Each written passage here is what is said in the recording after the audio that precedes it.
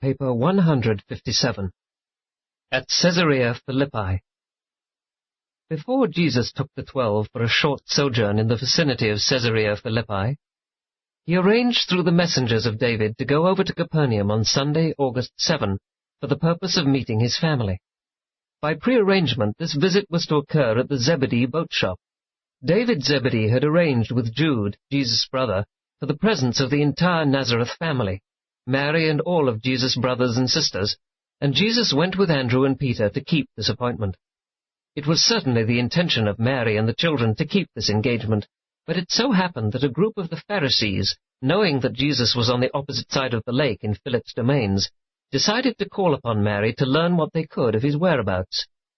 The arrival of these Jerusalem emissaries greatly perturbed Mary, and noting the tension and nervousness of the entire family, they concluded that Jesus must have been expected to pay them a visit. Accordingly, they installed themselves in Mary's home, and after summoning reinforcements, waited patiently for Jesus' arrival. And this, of course, effectively prevented any of the family from attempting to keep their appointment with Jesus. Several times during the day, both Jude and Ruth endeavored to elude the vigilance of the Pharisees in their efforts to send word to Jesus, but it was of no avail.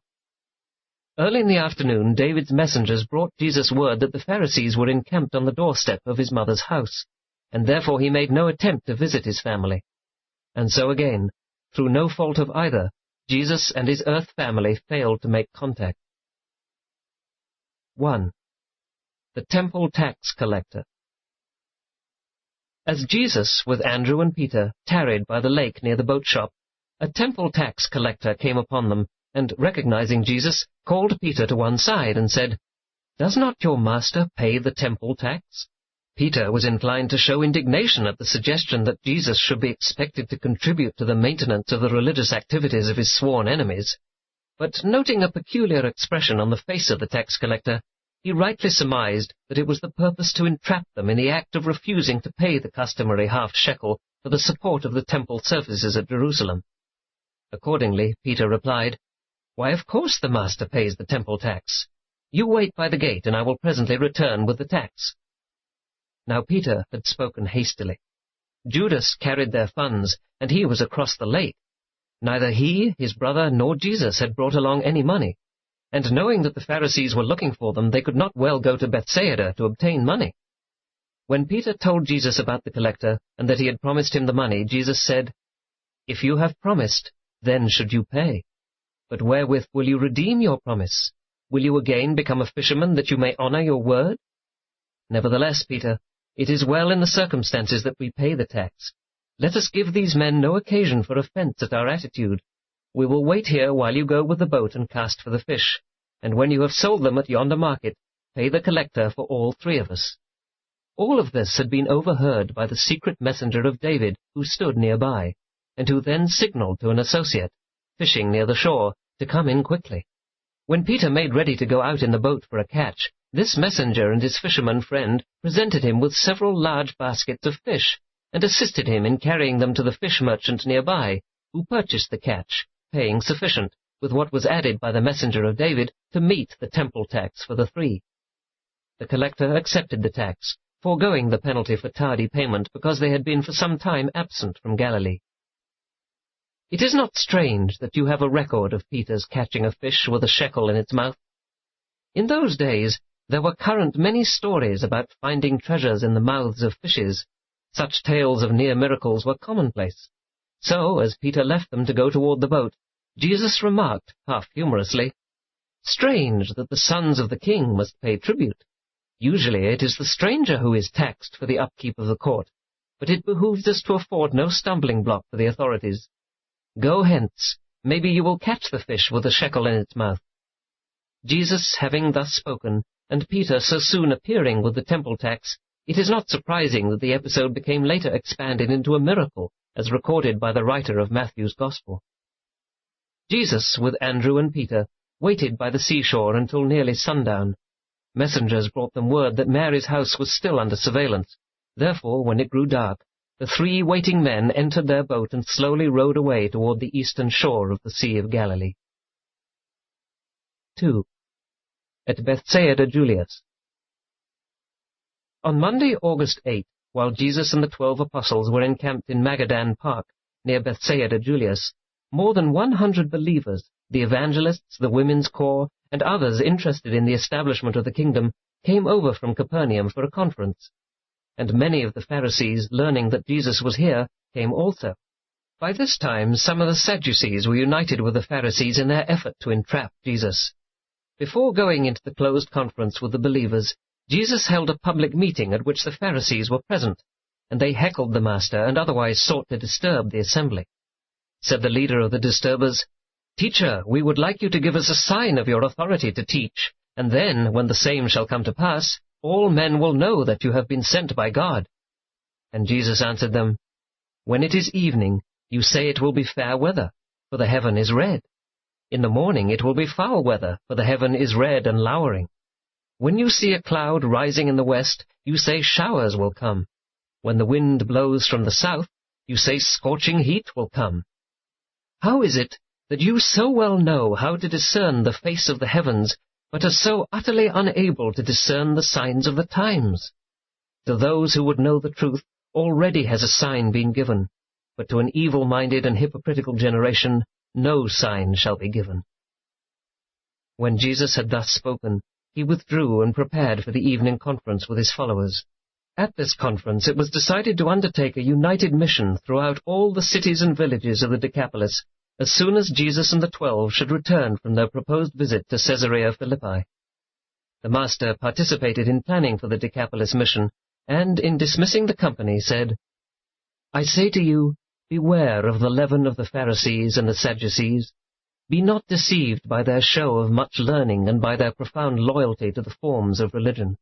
Be only concerned with the spirit of living truth and the power of true religion. It is not the fear of a dead religion that will save you, but rather your faith in a living experience in the spiritual realities of the kingdom. Do not allow yourselves to become blinded by prejudice and paralyzed by fear. Neither permit reverence for the traditions so to pervert your understanding that your eyes see not and your ears hear not. It is not the purpose of true religion merely to bring peace, but rather to ensure progress. And there can be no peace in the heart or progress in the mind unless you fall wholeheartedly in love with truth, the ideals of eternal realities. The issues of life and death are being set before you, the sinful pleasures of time against the righteous realities of eternity. Even now you should begin to find deliverance from the bondage of fear and doubt as you enter upon the living of the new life of faith and hope. And when the feelings of service for your fellow men arise within your soul, do not stifle them. When the emotions of love for your neighbor well up within your heart, give expression to such urges of affection in intelligent ministry to the real needs of your fellows. 3. Peter's Confession. Early Tuesday morning, Jesus and the 12 apostles left Magadan Park for Caesarea-Philippi, the capital of the Tetrarch Philip's domain. Caesarea-Philippi was situated in a region of wondrous beauty. It nestled in a charming valley between scenic hills, where the Jordan poured forth from an underground cave. The heights of Mount Hermon were in full view to the north, while from the hills just to the south, a magnificent view was had of the upper Jordan and the Sea of Galilee.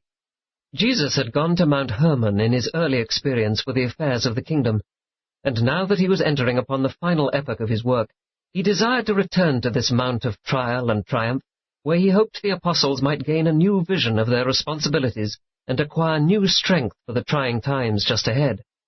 As they journeyed along the way, about the time of passing south of the waters of Merom, the apostles fell to talking among themselves about their recent experiences in Phoenicia and elsewhere, and to recounting how their message had been received, and how the different peoples regarded their Master.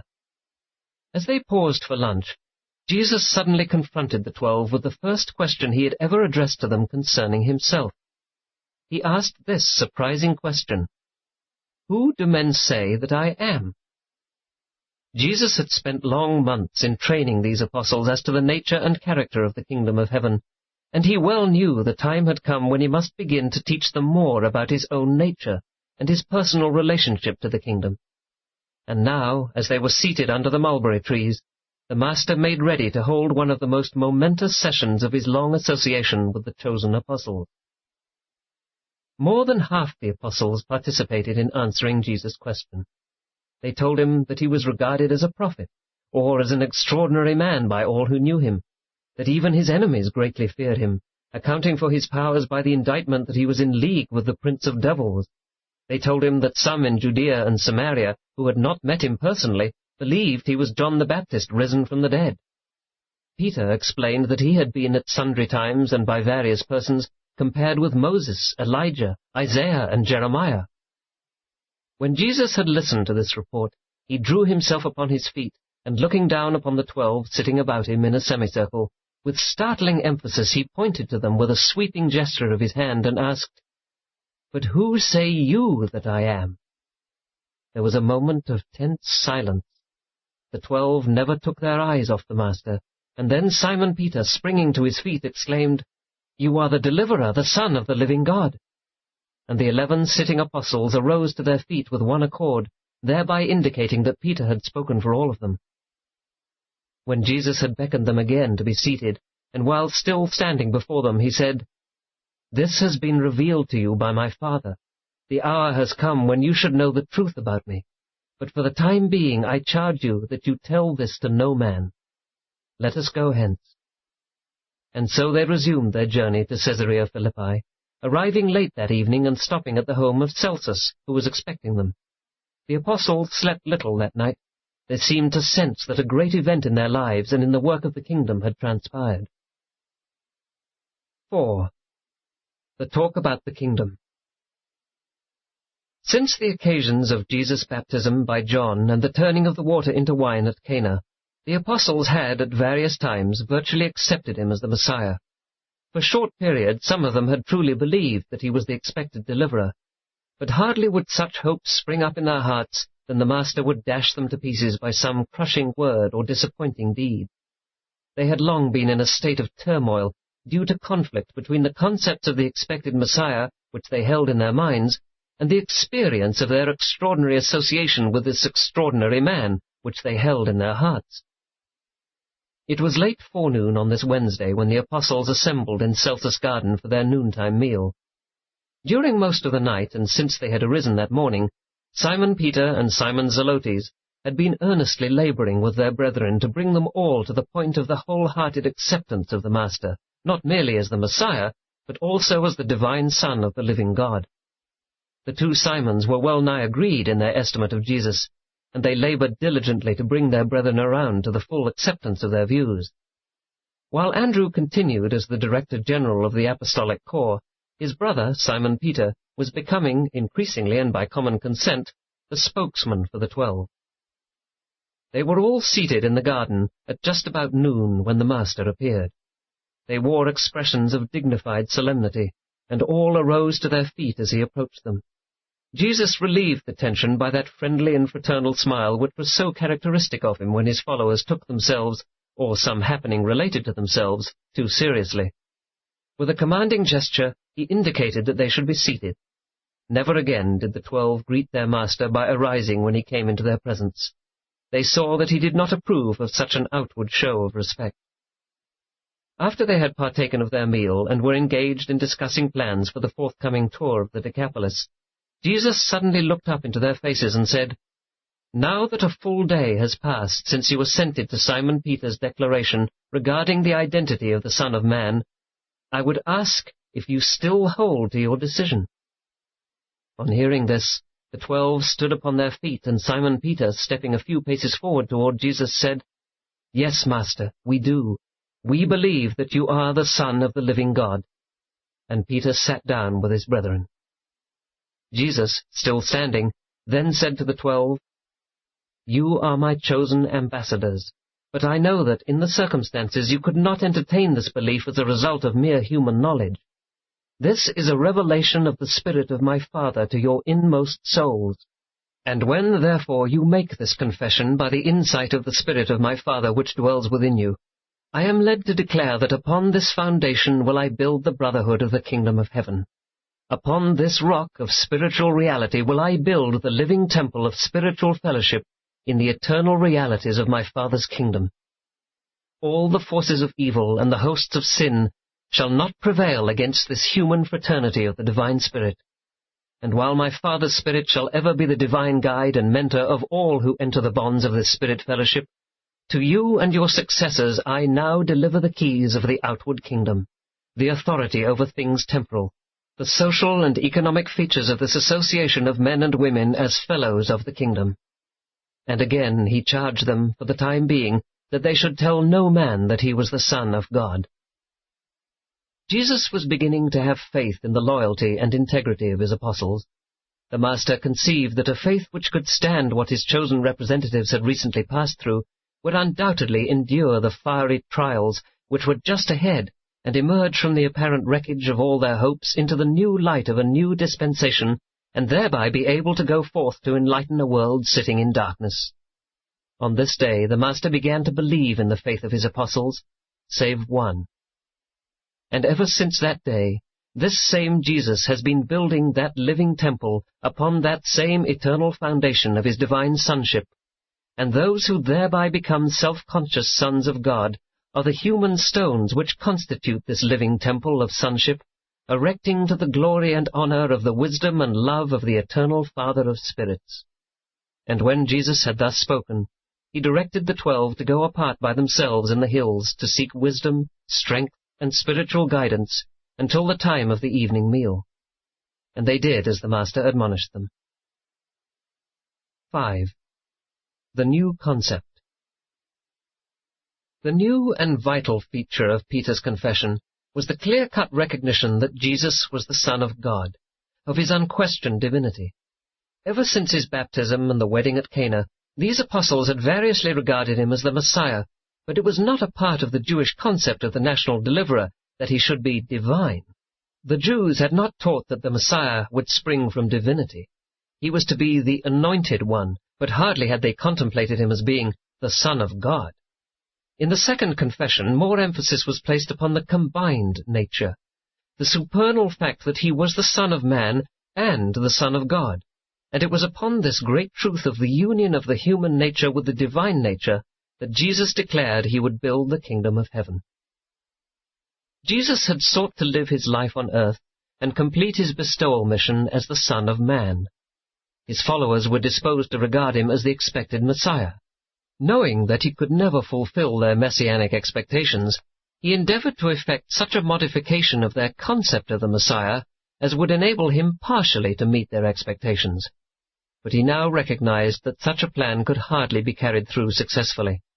He therefore elected boldly to disclose the third plan, openly to announce his divinity, acknowledge the truthfulness of Peter's confession, and directly proclaim to the 12 that he was a Son of God.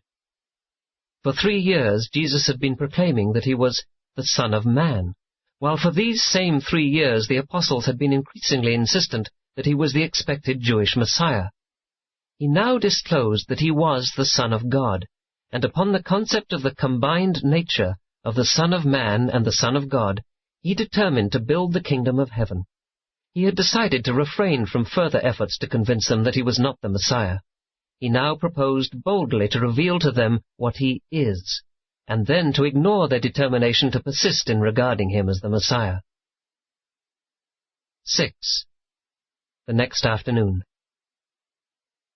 Jesus and the apostles remained another day at the home of Celsus, waiting for messengers to arrive from David Zebedee with funds.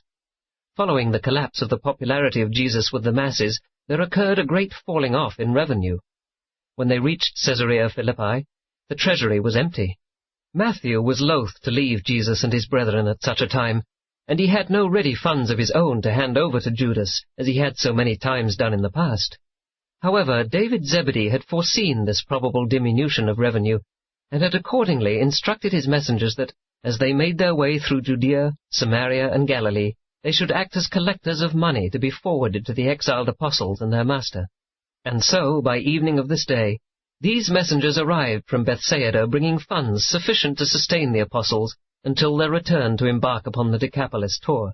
Matthew expected to have money from the sale of his last piece of property in Capernaum by that time, having arranged that these funds should be anonymously turned over to Judas. Neither Peter nor the other apostles had a very adequate conception of Jesus' divinity. They little realized that this was the beginning of a new epoch in their Master's career on earth. the time when the teacher-healer was becoming the newly conceived Messiah, the Son of God. From this time on, a new note appeared in the Master's message. Henceforth, his one ideal of living was the revelation of the Father, while his one idea in teaching was to present to his universe the personification of that supreme wisdom which can only be comprehended by living it. He came that we all might have life and have it more abundantly. Jesus now entered upon the fourth and last stage of his human life in the flesh. The first stage was that of his childhood, the years when he was only dimly conscious of his origin, nature, and destiny as a human being. The second stage was the increasingly self-conscious years of youth and advancing manhood, during which he came more clearly to comprehend his divine nature and human mission. This second stage ended with the experiences and revelations associated with his baptism. The third stage of the Master's earth experience extended from the baptism through the years of his ministry as teacher and healer, and up to this momentous hour of Peter's confession at Caesarea-Philippi. This third period of his earth life embraced the times when his apostles and his immediate followers knew him as the Son of Man, and regarded him as the Messiah. The fourth and last period of his earth career began here at Caesarea-Philippi, and extended on to the crucifixion. This stage of his ministry was characterized by his acknowledgment of divinity, and embraced the labors of his last year in the flesh. During the fourth period, while the majority of his followers still regarded him as the Messiah, he became known to the apostles as the Son of God. Peter's confession marked the beginning of the new period of the more complete realization of the truth of his supreme ministry as a bestowal son on Urantia and for an entire universe, and the recognition of that fact, at least hazily, by his chosen ambassadors. Thus did Jesus exemplify in his life what he taught in his religion, the growth of the spiritual nature by the technique of living progress. He did not place emphasis, as did his later followers, upon the incessant struggle between the soul and the body. He rather taught that the spirit was easy victor over both, and effective in the profitable reconciliation of much of this intellectual and instinctual warfare. A new significance attaches to all of Jesus' teachings from this point on. Before Caesarea-Philippi, he presented the gospel of the kingdom as its master teacher. After Caesarea-Philippi, he appeared not merely as a teacher, but as the divine representative of the eternal Father, who is the center and circumference of this spiritual kingdom, and it was required that he do all this as a human being, the Son of Man. Jesus had sincerely endeavored to lead his followers into the spiritual kingdom as a teacher, then as a teacher-healer, but they would not have it so. He well knew that his earth mission could not possibly fulfill the messianic expectations of the Jewish people. The olden prophets had portrayed a Messiah which he could never be. He sought to establish the Father's kingdom as the Son of Man, but his followers would not go forward in the adventure. Jesus, seeing this, then elected to meet his believers part way, and in so doing, prepared openly to assume the role of the bestowal Son of God. Accordingly, the apostles heard much that was new as Jesus talked to them this day in the garden, and some of these pronouncements sounded strange even to them. Among other startling announcements, they listened to such as the following: "From this time on, if any man would have fellowship with us, let him assume the obligations of sonship and follow me. And when I am no more with you, think not that the world will treat you better than it did your master. If you love me, prepare to prove this affection by your willingness to make the supreme sacrifice. And mark well my words. I have not come to call the righteous, but sinners. The Son of Man came not to be ministered to, but to minister, and to bestow his life as the gift for all. I declare to you that I have come to seek and to save those who are lost. No man in this world now sees the Father except the Son who came forth from the Father. But if the Son be lifted up, he will draw all men to himself, and whosoever believes this truth of the combined nature of the Son shall be endowed with life that is more than age-abiding. We may not yet proclaim openly that the Son of Man is the Son of God, but it has been revealed to you. Wherefore do I speak boldly to you concerning these mysteries? Though I stand before you in this physical presence, I came forth from God the Father.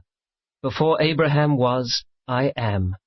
I did come forth from the Father into this world as you have known me, and I declare to you that I must presently leave this world and return to the work of my Father. And now can your faith comprehend the truth of these declarations in the face of my warning you that the Son of Man will not meet the expectations of your fathers as they conceived the Messiah? My kingdom is not of this world. Can you believe the truth about me in the face of the fact that, though the foxes have holes and the birds of heaven have nests, I have not where to lay my head? Nevertheless, I tell you that the Father and I are one. He who has seen me has seen the Father. My Father is working with me in all these things, and he will never leave me alone in my mission, even as I will never forsake you when you presently go forth to proclaim this gospel throughout the world.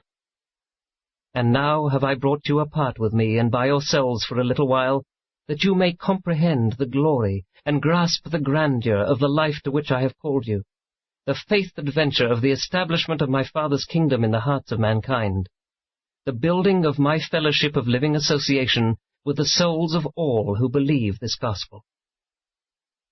The apostles listened to these bold and startling statements in silence. They were stunned, and they dispersed in small groups to discuss and ponder the Master's words. They had confessed that he was the Son of God, but they could not grasp the full meaning of what they had been led to do.